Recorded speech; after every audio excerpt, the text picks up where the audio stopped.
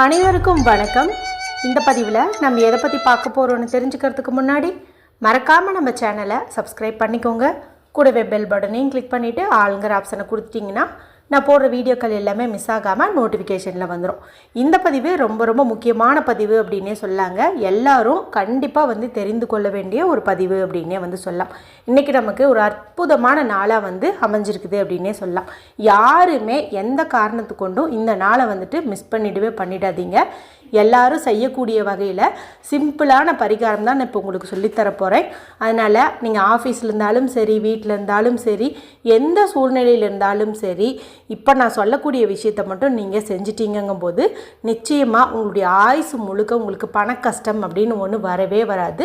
மேலும் இது வரைக்கும் நீங்கள் எவ்வளவோ வேண்டுதல் வேண்டியும் வழிபாடு செஞ்சோம், பரிகாரங்கள் செஞ்சோம், நடக்காத விஷயங்கள் கூட சீக்கிரமாகவே நடப்பதற்கு வாய்ப்புகள் அதிகம். சரி, அப்படி என்ன சிறப்புகள் இருக்குது அப்படின்னு பார்த்தரலாம். இன்னைக்கு மார்ச் மாதத்தின் 14ஆம் தேதி, மாசி மாதத்தின் 30ஆம் தேதி நிறைஞ்ச வெள்ளிக்கிழமை. வெள்ளிக்கிழமை அப்படின்னாவே சிறப்பு வாய்ந்த ஒரு நாள் தான். மகாலட்சுமி தாயார் வழிபாட்டிற்கும் சுக்கிர பகவான் வழிபாட்டிற்கும் ஏற்ற ஒரு நாளாக கருதப்படுது. அதுவும் இது மாசி மாதத்தில் வரக்கூடிய கடை வெள்ளி, அதாவது கடைசி வெள்ளிக்கிழமை. மேலும் இன்னைக்கு தான் மாசி மாதத்தின் கடைசி நாளும் கூட, அதாவது நிறைவு நாளும் கூட.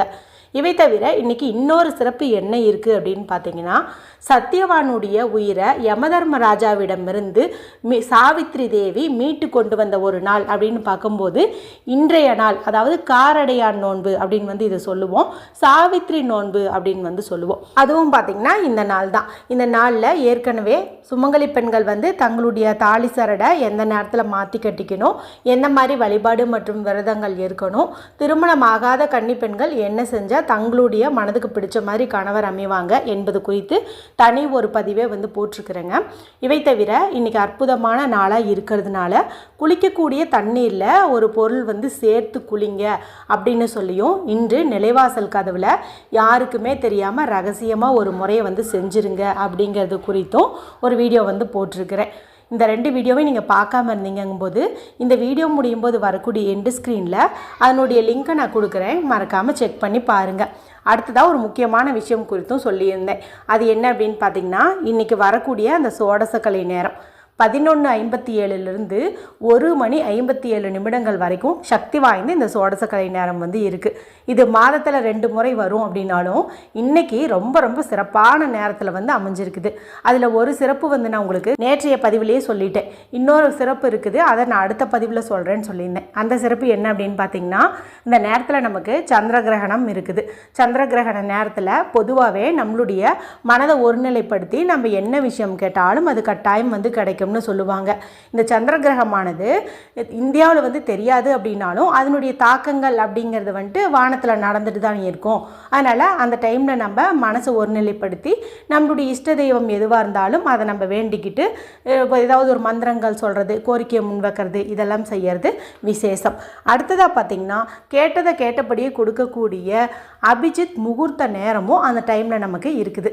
அது தினந்தோறுமே அந்த அபிஜித் முகூர்த்தம் அப்படிங்கிறது வரும். எந்த நேரம்னு பார்த்தீங்கன்னா, தினந்தோறும் காலையில் 11:45 12:15 வரைக்கும், சில சமயத்தில் 12:22 வரைக்கும் கூட இந்த அபிஜித் முகூர்த்த நேரம் இருக்குது.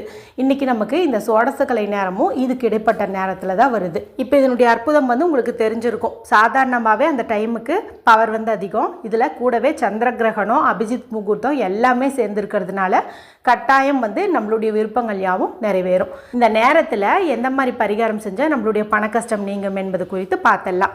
இதுக்கு எந்த ஒரு ரூல்ஸ் அண்ட் ரெஸ்ட்ரிக்ஷன்ஸுமே கிடையாதுங்க. அதனால் பெண்கள் இதை பீரியட்ஸ் டைம்லேயும் தாராளமாக செய்யலாம், பிறப்பிறப்பு தீட்டு இருந்தாலும் தாராளமாக செய்யலாம். வீட்டில் அசைவம் செஞ்சுருக்க மாட்டீங்கன்னு நினைக்கிறேன் வெள்ளிக்கிழமைன்னு.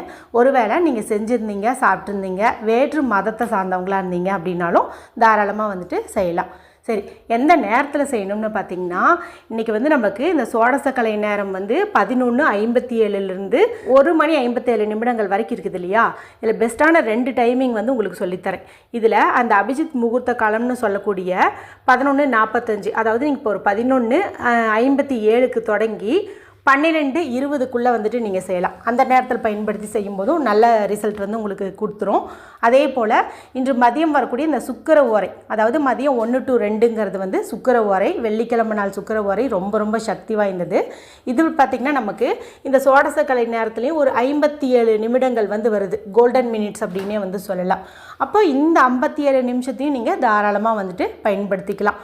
நான் திரும்பவும் சொல்கிறேன், முழுசாக 2 மணி நேரத்தையும் நீங்கள் யூஸ் பண்ணாலும் ஓகே. அப்படி பண்ண முடியாதுன்னு நினைக்கிறவங்க நான் சொன்ன அந்த 2 டைமிங்காவது ஃபாலோ பண்ணிட்டீங்கும்போது நிச்சயமாக உங்களுடைய விருப்பங்கள் யாவும் நிறைவேறும். சரி, இதுக்கு தேவையான பொருட்கள் என்ன அப்படின்னு பார்த்தீங்கன்னா, 1 டம்ளர் தண்ணீர் வந்து பிடிச்சு வச்சுக்கோங்க. சுத்தமான தண்ணீர், அதாவது குடிக்கிற தண்ணீராக இருக்கிறது அவசியம். கண்ணாடி டம்ளராக இருக்கிறது ரொம்ப ரொம்ப முக்கியம். கண்ணாடி டம்ளர் இல்லைங்கும்போது பீங்கான் கப்போ அல்லது மண் சொப்பு மாதிரி ஏதாவது வச்சுருந்தீங்கன்னாவோ அதில் வந்துட்டு நீங்கள் தண்ணீர் பிடிச்சிக்கலாம். இல்லையே, இந்த வீடியோ பார்க்கும்போது எங்களுக்கு அது போன்ற பொருட்கள் வீட்டில் இல்லையே, நாங்கள் என்ன செய்கிறது அப்படிங்கும்போது நீங்கள் வந்து பிளாஸ்டிக் பாட்டிலோ அல்லது பிளாஸ்டிக் கப்பு இல்லைன்னா சில்வர் டம்ளர் இது மாதிரியும் வந்து பயன்படுத்திக்கலாம். அடுத்ததாக வீட்டில் தான் இருக்கீங்க, எங்களால் பூஜை அறைகளாக போக முடியும் அப்படின்னு நினச்சிங்கன்னா நீங்கள் வீட்டு பூஜை அறையில் இந்த நேரத்தில் வந்துட்டு ஒரு தீபம் ஏற்றி வைக்கிறது சிறப்பு. சரி, அடுத்து நமக்கு தேவைப்படுறது அப்படின்னு பார்த்தீங்கன்னா, ஒரே ஒரு மொட்டுக்களோடு இருக்கிற மாதிரி ஒரு கிராம்பு வந்து தேவைப்படுது. அதாவது முழு கிராம்பாக வந்து நீங்கள் எடுத்துக்கணும். அடுத்தது நமக்கு சிவப்பு நிறத்தில் இங்கு வரக்கூடிய பேனா, ஸ்கெட்ச் பென்சில், மார்க்கர் வந்து தேவைப்படுது. ஏன்னா பணம் சம்மந்தப்பட்ட விஷயம் அப்படிங்கும்போது நம்ம இந்த இடத்துல பச்சை நிறம் பயன்படுத்திக்கலாம். மற்ற கோரிக்கையும் நிறைவேறணும் அப்படின்னு நினச்சோம்னா நம்ம வந்து சிவப்பு நிறம் பயன்படுத்துறது ரொம்ப ரொம்ப விசேஷம். உங்ககிட்ட க்ரீன் தான் இருக்குதுன்னா க்ரீனும் எடுத்துக்கலாம், அதுலேயும் எந்த தவறும் கிடையாது. இப்போ நான் சொன்ன இந்த பொருளை எடுத்துகிட்டு வீட்டில் அமைதியான இடத்துல உட்காந்துக்கோங்க. ஏதாவது ஒரு விரிப்பு விரித்து வச்சு உட்காந்துக்கோங்க. ஆஃபீஸில் இருக்கிறவங்க உங்கள் முன்னாடி தண்ணி பாட்டில் வச்சுட்டு நான் சொல்கிறத அப்படியே வந்துட்டு நீங்கள் செஞ்சீங்க அப்படின்னாவே போதும். முதல்ல உங்களுடைய 2 உள்ளங்கையும் நல்லா தேய்ச்சிட்டு, இப்போ இடது உள்ளங்கை இருக்குது இல்லையா, லெஃப்ட் ஹேண்டு, இதில் வந்து இந்த கட்டைவல்லுக்கு கீழே உள்ள இந்த சுக்கரமேட்டு பகுதியில் முதல்ல ஒரு எனர்ஜி சர்க்கிள் வந்து போட்டுக்கோங்க. கேப் இல்லாத மாதிரி ஒரு வட்டம் போட்டுக்கோங்க. இதுக்குள்ளே பிரபஞ்சத்தின் பேராற்றல் சக்தி வாய்ந்த கேட்டது கொடுக்கக்கூடிய 1176 அப்படிங்கிற நம்பரை நீங்கள் வந்து எழுதிக்கோங்க. 1176. இப்போ இதுக்கு கீழே என்ன கோரிக்கைக்காக நீங்கள் இந்த மெத்தடை செய்கிறீங்களோ அதை ஒரு வார்த்தையில் வர மாதிரி எழுதுங்க. பணம், வேலை, வீடு, நிம்மதி, சந்தோஷம், மகிழ்ச்சி, இந்த மாதிரி எல்லாம் பாசிட்டிவாக இருக்கிற மாதிரி ஒரு வார்த்தையில் வர மாதிரி நீங்கள் எழுதிக்கோங்க. அடுத்ததாக இந்த இடத்துல ஒரே ஒரு கிராம்பு வந்து நீங்கள் வச்சுக்கோங்க. இதே இடத்துல வந்து வச்சுக்கோங்க. உங்கள் முன்னாடி வந்து இந்த தண்ணியை வந்து வச்சுக்கோங்க. இப்போ வலது கையினுடைய அந்த சுக்கரமேட்டு பகுதியை இடது கையினுடைய சுக்கரமேட்டு பகுதியில் வச்சு அழுத்திட்டு அந்த குறிப்பிட்ட கோரிக்கையானது நடந்து முடிச்சிட்ட மாதிரி நீங்கள் கற்பனை பண்ணணும். ஒரு உதாரணத்துக்கு, நல்ல வேலை கிடைத்து விட்டது, நல்ல சம்பளத்தில் நல்ல வேலை கிடைத்து விட்டது, இந்த மாதிரி நீங்கள் மனசுக்குள்ளேயும் சொல்லலாம், வாய் விட்டும் சொல்லலாம். அதே போல் பணம் தான் இப்போ உங்களுக்கு பிரதானம், இப்போ உங்களுக்கு ஒரு 5 லட்ச ரூபாய் பணம் இருந்துச்சுன்னா உங்களுடைய பிரச்சனைகள் எல்லாம் தீந்துரும் அப்படின்னு நினச்சிங்கன்னா இப்போ வந்து 5 லட்சம் பணம் கிடச்சிட்ட மாதிரி நீங்கள் சொல்லணும். 5 லட்சம் பணம் கிடைத்து விட்டது, 10 லட்சம் பணம் கிடைத்து விட்டது, அந்த மாதிரி வந்துட்டு நீங்கள் சொல்லுங்கள்.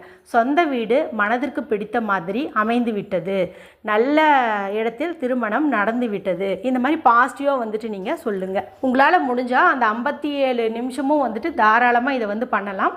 இல்லைன்னா எவ்வளோ நேரம் முடியுமோ அவ்வளவு நேரம் வந்துட்டு நீங்கள் இதையே சொல்லுங்கள். சொல்லிவிட்டு இப்போ இந்த கிராம்பு இருக்குது இல்லையா, இந்த கிராம்பை வந்து ஒரு பேனா மாதிரி பயன்படுத்திட்டு நம்ம தண்ணி வச்சுருக்கோம் பாருங்கள், இந்த தண்ணியினுடைய மேற்புறத்தில் 1176 அப்படின்னு சொல்லி எழுதிக்கோங்க. பாட்டிலில் தண்ணி வச்சுருக்கிறவங்க அந்த பாட்டிலினுடைய வெளிப்புறத்துலையாவது இந்த 1176ன்னு கிராம்பை வச்சு வந்து நீங்கள் எழுதிக்கோங்க. அதன் பிறகு இந்த கிராம்பை வந்து உங்கள் வாயில் போட்டுட்டு நல்லா வந்து மென்னுக்கோங்க. மென்னுட்டு இப்போ உங்கள் முன்னாடி வச்சுருக்கிற இந்த தண்ணீரை நீங்கள் கொஞ்சம் கொஞ்சமாக சிப் பண்ணி குடிங்க. மடக்குன்னு ஊற்றிக்கக்கூடாது, கொஞ்சம் கொஞ்சமாக சிப் பண்ணி குடிக்கணும். இவ்வளவு தான் நம்ம பண்ண வேண்டியது. அடுத்ததாக இந்த கையில் வந்து 1176ன்னு எழுதி அந்த கோரிக்கை எழுதணும் இல்லையா, இதை மட்டுமாவது நீங்கள் அந்த சோடசக்கலை நேரம் முடிகிற வரைக்கும் எவ்வளவு முறை பார்க்க முடியுமோ அவ்வளவு முறை அதை வந்து பாருங்கள். அந்த குறிப்பிட்ட விஷயம் வந்து நடந்து முடிச்சிட்ட மாதிரி கற்பனை பண்ணுங்கள். இதை மட்டும் நீங்கள் செஞ்சீங்கன்னாவே போதும். நிச்சயமாக நீங்கள் எதிர்பார்க்காத நல்ல நல்ல மாற்றங்கள் உங்கள் வாழ்க்கையில் வந்து நடக்கும். ஆயுசுக்குமே பண கஷ்டம் அப்படின்னு ஒன்று வரவே வராது. வீடியோ பிடிச்சிருந்தால் மற்றவங்களோட ஷேர் பண்ணுங்கள். ஏதாவது சந்தேகங்கள் இருந்ததுன்னா கமெண்ட் பண்ணுங்கள். மற்றும் ஒரு பயனுள்ள பதிவில் உங்களை சந்திக்கிறேன். நன்றி, வணக்கம்.